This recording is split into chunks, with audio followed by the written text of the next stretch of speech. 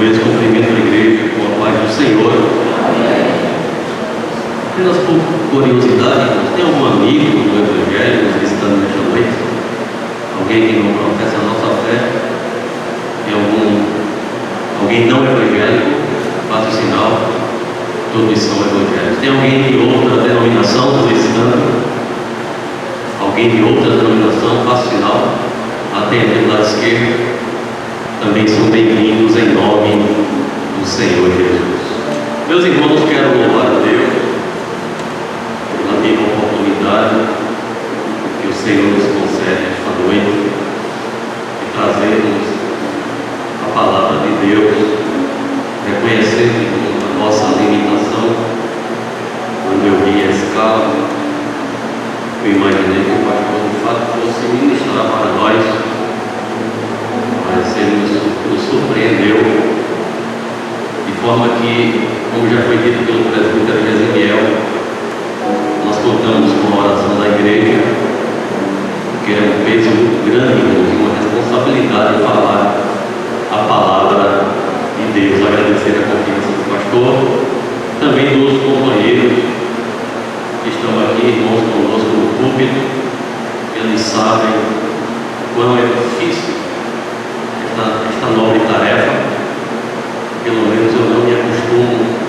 De uma semana muito tensa, de fato eu fico, irmão, fico nervoso, fico suando frio, brigo com Deus e eu acho que não vou mudar. Eu acredito que acontece com a maioria dos cooperadores, mas se o Senhor nos der uma palavra, o Senhor certamente falará com a sua igreja. Amém? Meus irmãos, o pastor nos pediu para trazer uma reflexão com a igreja acerca da primeira lição, um vaso escolhido. Quantos tem, irmãos, da apostila? Durante a semana, um bom número. Durante a semana, a gente até divulgou nas redes sociais e nos grupos de zap o PDF desta lição, de forma que os irmãos que quiserem encadernar ou fazer uma cópia poderiam também multiplicar. O texto base, irmãos, está em Atos dos Apóstolos, capítulo de número 9, abra a sua Bíblia. Capítulo de número 9, versículo do número 1 até o versículo de número 16. Atos dos Apóstolos, capítulo 9, dos versículos 1 até o versículo de número 16. Irei fazer uma leitura.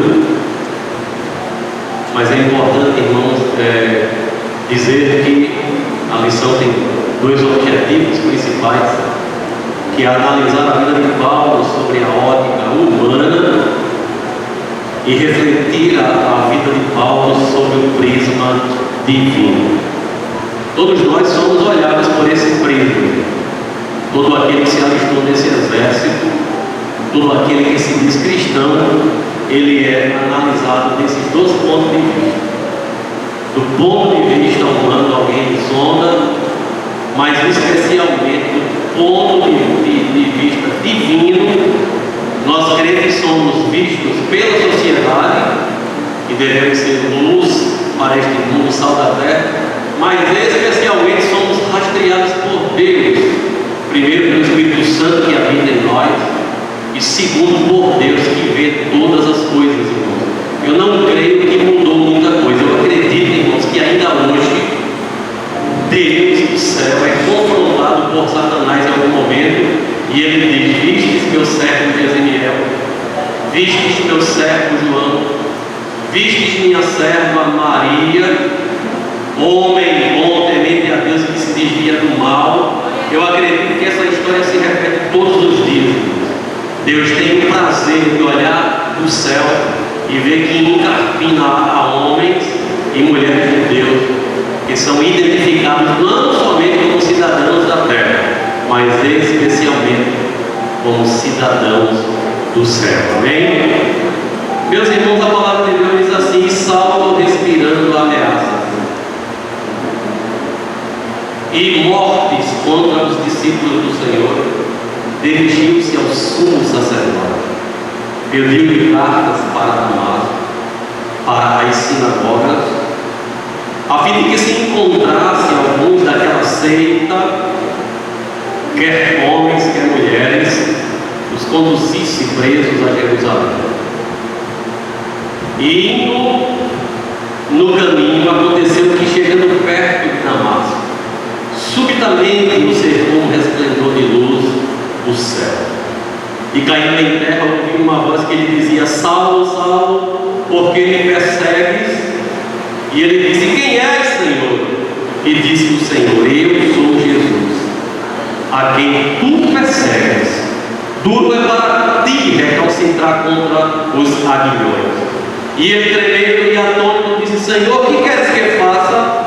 E disse o Senhor: Levanta-te e entra na cidade, e lá te será dito o que te convém fazer. E os varões que iam com ele pararam espantados, ouvindo a voz, mas não vendo ninguém. E Saulo levantou-se da terra, e abrindo os olhos não via ninguém, e guiando-o pela mão, o conduziram a Damasco. E esteve 3 dias sem ver, e não comeu nem bebeu. E havia em Damasco um certo discípulo chamado Ananias, e disse o Senhor em visão: Ananias. E ele respondeu: Eis-me aqui, Senhor. E disse o Senhor: Levanta-te, vai à rua chamada direita, e pergunta em casa de Judas por um homem de Tarso chamado Saulo, pois eis que ele está orando. E numa visão ele viu que entrava um homem chamado Ananias, e punha sobre ele a mão, para que tornasse a ver. E respondendo a Ananias, disse: Senhor, de muitos ouvi acerca deste homem, quantos males tem feito aos teus santos em Jerusalém. E aqui em Damasco tem poder dos principais dos sacerdotes, para prender a todos os que invocam o teu nome. Disse-lhe, porém, o Senhor: Vai, Ananias, porque este é para mim um vaso escolhido, para levar o meu nome diante dos gentios e dos reis e dos filhos de Israel, e eu lhe mostrarei quanto deve padecer pelo meu nome. Quantos dizem amém? Repita comigo: vai, porque este é para mim um vaso escolhido, para levar o meu nome diante dos gentios e dos reis e dos filhos de Israel. Glórias a Deus. Meus irmãos, falar do apóstolo Paulo, irmãos, é um desafio constante e um desafio diário. Um certo escritor chegou a dizer que Paulo, ele é o maior expoente depois do advento de Jesus Cristo.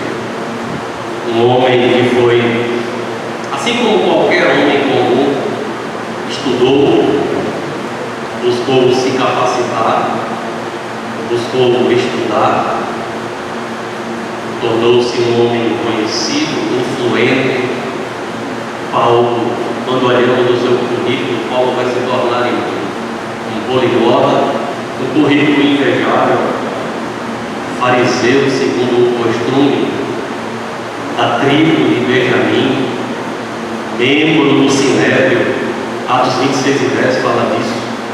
De forma que Paulo vai se tornar, irmão, um homem à frente do seu tempo. Mas antes de falar de Paulo, irmão, eu gostaria de trazer à memória o seu precursor, porque ninguém aqui chegou sozinho. Ninguém chega a algum lugar se não tiver o auxílio de alguém. Isto é, na vida material e espiritual. Se você olhar para trás, alguém que viveu, por exemplo, uma dificuldade financeira, houve alguém que lhe ajudou em algum momento, alguém que apostou em você, que via um potencial e talvez patrocinou o seu estudo. Talvez o diretor da empresa que você trabalhava um dia viu que você tinha algo diferente e bancou uma bolsa para você estudar. E na igreja, irmãos, é exatamente da mesma forma. Todos nós temos um pai espiritual na fé. Nem sempre é o nosso pai biológico, nem sempre é a nossa mãe. No dia que você nasceu de novo e o Espírito de Deus entrou em você e passou a fazer morada, Deus levantou um sirineu para cuidar de você. Se você olhar na sua trajetória, sempre teve alguém que insistiu com você. No dia que você quis parar na caminhada, você recebeu uma ligação, recebeu uma visita, Deus usou alguém em profecia, Deus falou através de sonhos. Na escola dominical, o seu professor um dia me chamou no canto e disse assim: rapaz, moça, você sabe o plano que Deus tem na sua vida, de forma, irmãos, que nós não caímos aqui de paraquedas. Há sempre alguém que nos ajuda a carregar a nossa cruz. Não foi diferente com Cristo, irmão. Naquele momento de maior dificuldade, a Bíblia diz que constrangeram um certo Simão Sirineu, e aquele homem ajudou Jesus a levar aquela cruz até o Gólgota. Então, irmãos, quando Paulo ele começa a se destacar, a tradição judaica dizia que aos 14 anos, um jovem, um homem, ele poderia fazer a opção entre aprender uma profissão e passar a trabalhar nela, ou seguir um mestre. Alguns teólogos dizem que Paulo, aos 12 anos, assim como Jesus, já era um jovem diferente. E Paulo, por ter esta cidadania, porque Paulo é judeu por raça, grego por cultura, mas romano por cidadania, Paulo ele trafegava bem entre essas culturas, e aos 12 anos já era alguém diferenciado. E nos dias de Paulo, estou falando primeiro, irmãos, secularmente, estou falando primeiro academicamente, Paulo vai escolher seguir um mestre por nome de Gamaliel. Não por acaso, irmãos, obviamente entende-se que os pais tinham alguma influência ou tinha algum dinheiro ou alguma influência no reino com algum imperador, porque Gamaliel não era um simples mestre da lei. Gamaliel vai se tornar o primeiro rabino a ser chamado de Rabban, que em simples palavras quer dizer o mestre dos mestres. Ele foi o primeiro doutor da lei a receber o título de Rabban. Os rabinos o chamavam de Rabban. Para você ter uma ideia, no dia que Gamaliel morreu, alguém escreveu: foi-se a glória da lei. Veja o peso que tinha Gamaliel. Era um homem, irmãos. Se você observar Atos 5:34, observe aí na sua Bíblia.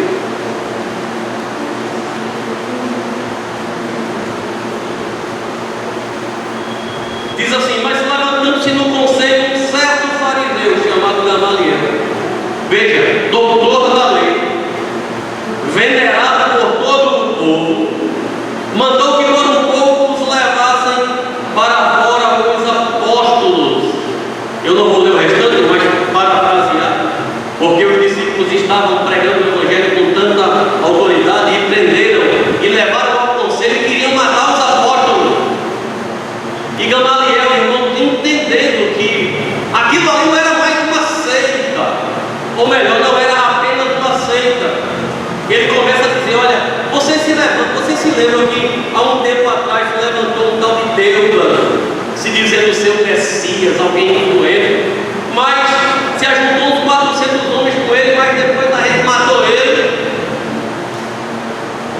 e o grupo se acabou. E Gamaliel disse assim: olha, vamos fazer o seguinte, vamos deixar eles quietos, porque se isso for mais uma seita, vai se acabar. Agora, se isso for de Deus, não tem quem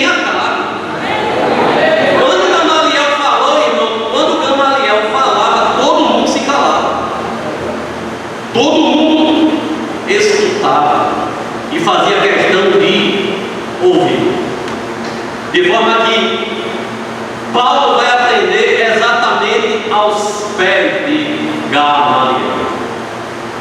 Então, o tópico 1, irmãos, que fala do histórico de Paulo, né? Quem era Paulo? E é muito comum a gente ouvir as pessoas, até em louvores, né, dizer assim, não, até na harpa, né, tem um domingo, que era Saulo, mas se transformou em Paulo, quando na verdade, irmãos, Paulo, por ter essa dupla cidadania, Paulo tinha o seu nome hebraico, que era Saulo, e essa palavra aponta para Saul, o grande, era uma homenagem a Saul, o rei, mas Saulo em hebraico significa exatamente o grande, mas o seu nome grego, que é Paulo, significa exatamente pequeno. De forma que eu entendo, irmãos, que Deus estava querendo dizer a Paulo assim: ó Paulo, quando tu quiser ser grande, tu vai te lembrar que tu é pequeno. Mas quando tu te lembrar que é pequeno, te lembra que eu te fiz grande também. Então nem tu é grande, nem tu é pequeno. Fica no meio. Eu penso, irmãos, que Deus quis fazer isso com Paulo. Porque estamos falando de alguém, irmãos, que foi ao terceiro céu. O próprio Paulo vai dizer: olha, conheço um homem, não me lembro se na carne ou no espírito, que foi ao terceiro céu, e ele falava dele mesmo, não queria dizer, não é? Que foi ao terceiro céu e viu coisas que não é digno relatar a nenhum homem. Somente Paulo, irmão, viu algo lá que ninguém viu, e Paulo não contou isso a ninguém, porque havia no seu espinho, uma carne no seu espinho, né? De forma que quando Paulo pensava que era Saulo, aí o espinho na carne, aí Paulo amortecia. Olha, irmão, Paulo chegou a achar que era tão grande que um dia ele chegou e disse assim: eu cheguei em Jerusalém e encontrei aqueles que se dizem discípulos de Cristo, mas eles não me acrescentaram muita coisa. Veja o que Paulo teve a coragem de dizer: eu não aprendi muitas coisas com Paulo, com eles. Então, quando Paulo achava que era Saulo, aí Deus apertava. Aí ele se lembrava que também era o que, irmão? Pó pequeno. Nasce em Tarso, irmão, do grande centro cultural da Cilícia. Está aí no tópico 1 da lição dos irmãos. E nesse centro cultural, irmãos, ali nesta cidade, ele estudou aos pés de Gamaliel. E na universidade desta cidade, irmão, né, Neil Terry, no seu livro No Novo Testamento, Origem e Análise, ele diz que ali estava a maior universidade filosófica e de medicina da época. Estava ali dentro daquela universidade o templo de Esculápio, que era chamado o Deus da cura. E dentro daquela faculdade se fazia de hospital e de clínica. Nesta faculdade, Paulo começou a estudar, se aprofundar não somente acerca das coisas da terra, mas especialmente pela lei, como fariseu. A Bíblia vai dizer, irmãos, que Paulo era alguém zeloso. Ele começa a estudar a lei, começa a fazer a sua interpretação, vai se destacando, vai agora se tornando alguém influente, de forma, irmãos, que no primeiro assassinato do mártir da igreja, observe na sua Bíblia, Atos dos Apóstolos, capítulo 7. Paulo, já um homem formado, já conhecedor da lei, quando Estevão é assassinado, irmãos, apedrejado, no capítulo de número 7, o versículo 57 em diante diz assim: mas eles gritaram com grande voz, taparam os ouvidos e arremeteram unanimemente contra eles, e expulsando-o da cidade o apedrejaram. E quem está ali, irmãos? Paulo, já como um homem que perseguia, que estava criando gosto em perseguir aqueles que se chamavam a nova seita. Porque você pode encontrar alguém zeloso, irmão, para amar, zeloso para repartir, zeloso para distribuir algo, mas Paulo vai se tornar, irmão, zeloso para perseguir. Você sabe que ele invadiu uma casa e arrastar uma família dali, prender aquela família, arrastar como um animal, prender um cavalo, e se chegar vivo, prender. Se chegar morto, joga em alguma vala. Paulo começa, irmãos, a invadir as casas, ele começa a criar gosto para perseguir os cristãos. E o texto diz, irmãos, que as testemunhas depuseram as suas vestes aos pés de um jovem chamado Saulo e apedrejaram Estevão, que em invocação dizia: Senhor Jesus, recebe o meu espírito. Olha para cá, veja. Algumas pessoas pensam que estas vestes aqui eram as vestes de Estevão. Olha, irmão, Saulo era tão estrategista que ele conseguiu um assassinato, e aqueles que estavam apedrejando Estevão, ele pegou as roupas daqueles que apedrejavam para livrar o flagrante, porque aqueles que apedrejavam estavam com as vestes sujas de sangue. Aí Paulo pega as vestes daqueles que apedrejaram, sabendo que eles mataram um inocente, e fica com ela, para que, se alguém procurasse algo para comprovar que aqueles homens mataram, não encontrasse. Só que, indiretamente, irmãos, aqui Paulo vai ter o primeiro encontro com Jesus, que ele ainda não sabia, porque ele vê um homem simples, anestesiado, porque o texto não diz que Estevão gritava, o texto diz que Estevão vê os céus abertos. Ele escuta um homem que está morrendo agora, clamando por eles e dizendo assim: Senhor, não acreditas nele este pecado. A mesma expressão de Cristo: perdoa, Senhor, eles não sabem o que fazem. E agora, um homem simples como nós, que vivia o amor de Deus na essência, está dizendo assim: Senhor, não acredita sobre eles, não impute-lhes estes pecados. E agora, irmãos, a letra da lei que era morta, porque Paulo conhecia a essência da lei, mas o próprio Paulo vai escrever depois, irmãos, que a letra mata. Porque para que serve uma lei? A lei serve para denunciar alguma coisa que você faz errado. Paulo era aquele homem conhecedor da lei, mas só que a lei somente apontava o pecado. Toda vez que uma lei é criada é para apontar um erro. Olha, não pise na grama. Olha, não passe por aqui, não desvie. Se você desviar, você vai cometer um delito. Então, a lei não é impotente para perdoar pecado. A lei denuncia o pecado.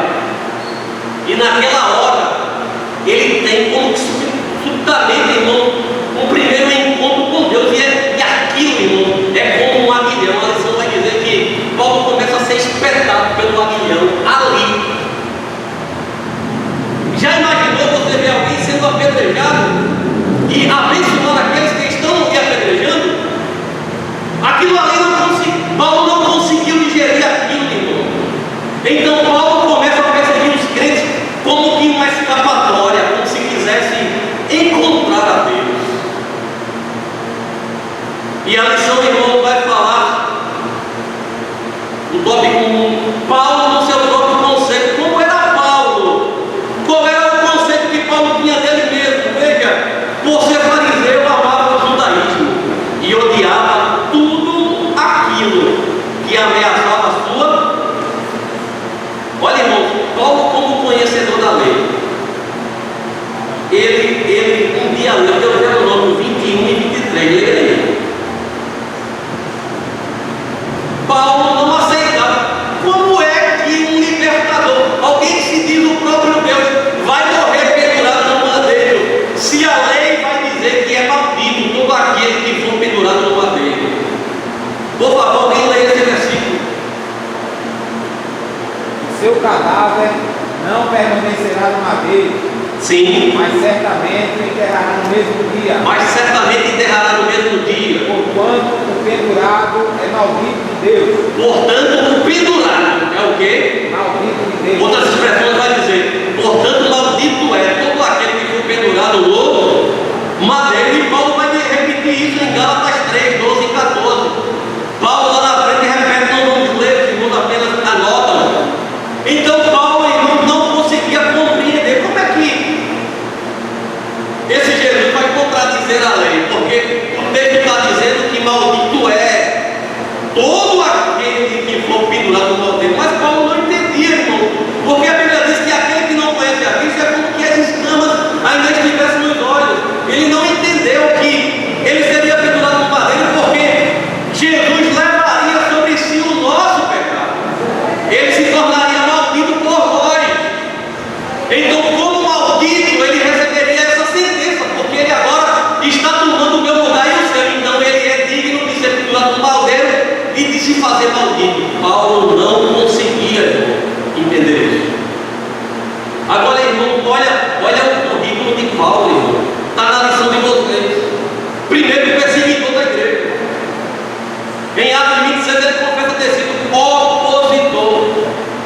No versículo 9. No versículo 11, no versículo 9, carrasco de muitos santos.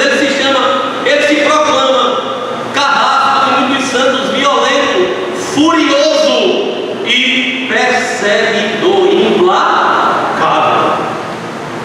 No seu próprio conceito, ele se achava um religioso,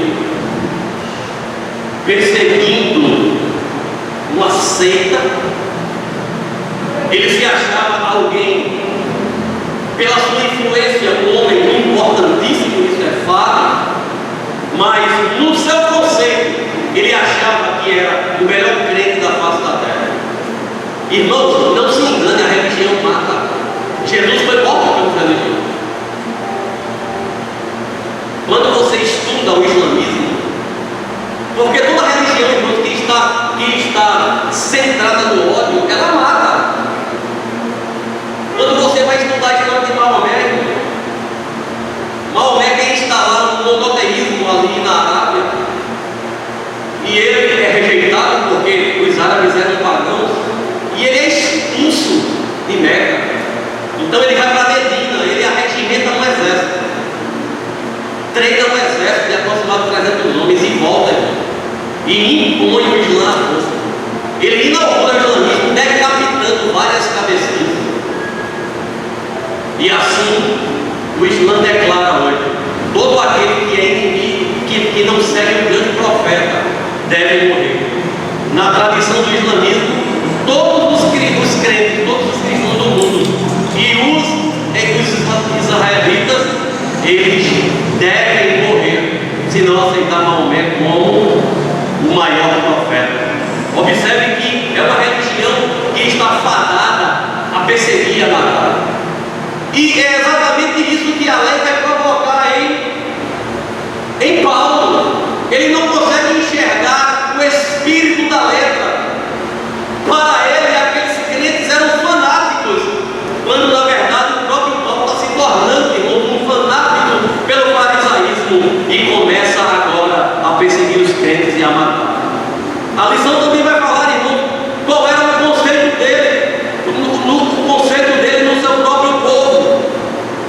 Veja, irmãos, os líderes religiosos, né? A casta religiosa, diz assim: a gente pode usar Paulo. Paulo se torna um instrumento nas mãos dos sacerdotes e anciões para perseguir a igreja. Atos 22:5. Depois dos irmãos leem, ele era eliminado pela sua nação, por sua paixão religiosa e de modo em combater o cristianismo, um ícone, uma referência, um paradigma para os inimigos da fé cristã. Como é que o povo via ele? Qual era o conceito de Paulo para o seu povo? Um ícone, um defensor da verdadeira religião. Paulo era aplaudível. Quando Paulo entrava em Jerusalém, arrastando um crente, irmão, pelo cavalo, o povo batia palmas. Mas não sabia Paulo, irmão, que alguém o observava. Alguém estava de olho nele. E não era um simples. Porque, olha, me permita, Deus conhece o homem. Cuidado. Enquanto eu estudava, irmão, eu parei um pouco para pensar nisso. Nunca ignore um neófito na fé. Nunca trate mal o irmão mais simples da igreja. Porque ninguém viu em Davi um rei. Enquanto os irmãos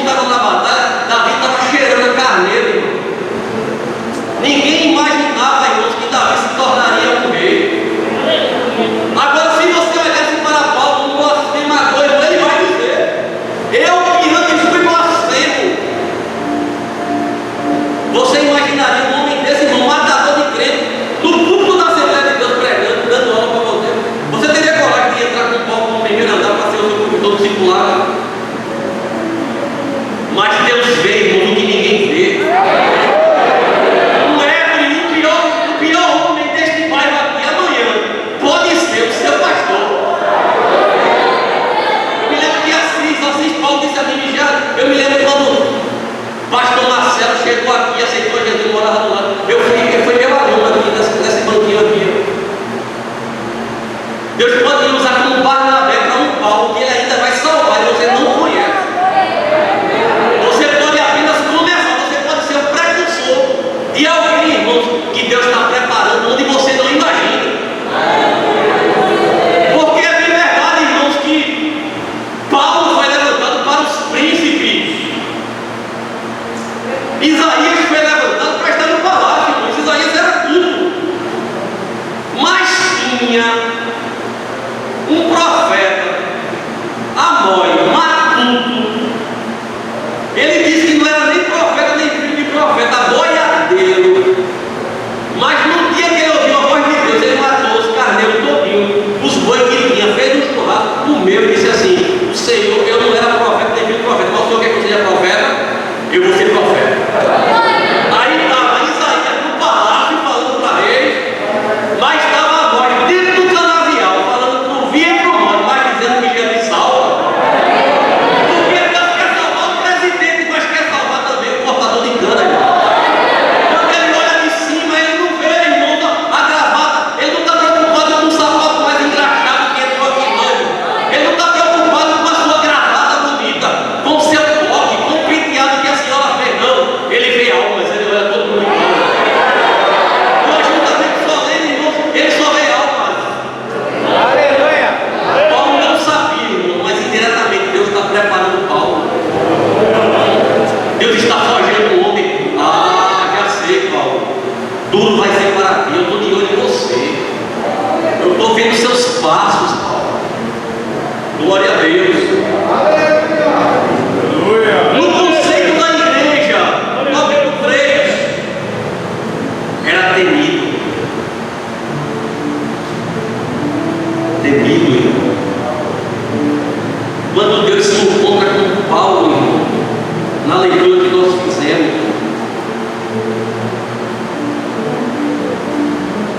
observe, capítulo de número 9.